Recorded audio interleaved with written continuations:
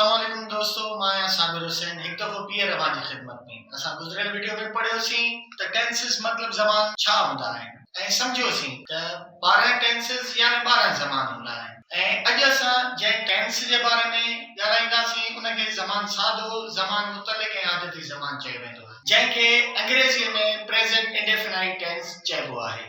उन्हनि ज़माननि जा ॿिया बि नाला आहिनि जंहिंखे हैबिचुअल टेंस ऐं सिंपल टेंस या वरी रोज़मर्रा जे कम में ईंदड़ एवरीडे टेंस बि चई सघूं था। हाणे उन्हनि नालनि सां शागिर्दनि खे काफ़ी दुश्वारियूं बि ईंदियूं आहिनि, छो त काफ़ी इंस्टीट्यूट्स में सादो टेंस त काफ़ी इंस्टीट्यूट्स में आदि टेंस या कंहिं कंहिं इंस्टीट्यूट में ज़मान मुतलिक़ जे नाले सां पढ़ायो वेंदो आहे, जॾहिं त इहे हिक ई ज़माननि जा नाला आहिनि। Definition: present indefinite tense, it is that form of verb which shows that work is being done in a present time, daily routine and habitual actions।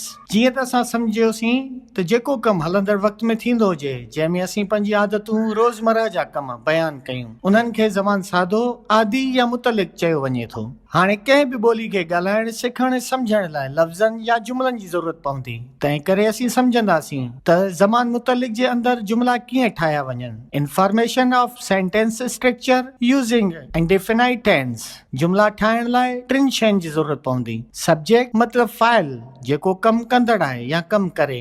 Verb मतलब फ़ेल जेको कमु थी रहियो आहे या थिए। ऐं टियों आहे ऑब्जेक्ट मतलब मफ़ऊल जंहिं ते कमु थींदो हुजे या थिए। ऐं जुमले जे वधाउ लाइ फ्रेज़ मतलब वधाउ, जंहिंजी मदद सां वधीक उन जुमले जे बारे में मालूमात ॾे।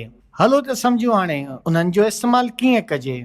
Subject first form of main verb, object and phrase. हाणे असां हलूं था मिसालनि जी तरफ़। फॉर एग्जाम्पल, सिंधी में फ़ाइल पहिरियों ईंदो आहे, मफ़ऊल विच में ऐं फ़ेल आख़िर में। हाणे हिननि जुमलनि खे सम्झंदासीं। मां मोबाइल इस्तेमालु कयां थो, जंहिंमें मां फ़ाइल आहे, मोबाइल मफ़ऊल आहे ऐं इस्तेमालु करणु फ़ेल आहे। अहिड़ीअ तरीक़े सां हू टेलीविज़न ॾिसे थो, उहे अंग्रेज़ी ॻाल्हाइनि था ऐं कलम अखर लिखे थो। हाणे अगरि असां हिननि खे इंग्लिश में ट्रांसलेट कंदासीं त सब्जेक्ट पहिरियों ईंदो, first form of main verb विच में ईंदो ऐं ऑब्जेक्ट आख़िर में ईंदो। कहिड़ी रीत, अचो त ॾिसूं। आई यूज़ मोबाइल जेको पहिरियों सेंटेंस असां ट्रांसलेट कयोसीं, हाणे ॿिए जे तरफ़ अचूं था त ही watches television. They speak English. Pen writes letter. अॼु जे वीडियो सम्झण लाइ एतिरो काफ़ी आहे। वरी मिलंदासीं अॻिले वीडियो में। असां अॻिले वीडियो में अव्हांखे सम्झाईंदासीं त सिंगुलर ऐं प्लूरल जुमला कहिड़ा हूंदा आहिनि, उन्हनि जी सुञाणप कीअं कजे, ऐं गॾोगॾु सम्झंदासीं त मथे चार्ट में ॿिए ऐं चोथे जुमले में अंग्रेज़ी जे अंदरि फ़ेल में SES या IES जो इस्तेमालु छो थो थिए। तेसीं ताईं असांजे चैनल खे सब्सक्राइब करे रखो ऐं बेल आइकन जी निशानी खे क्लिक कयो, जीअं असांजा नवां वीडियोज़ अव्हां ताईं पहुचंदा रहनि। Thank U.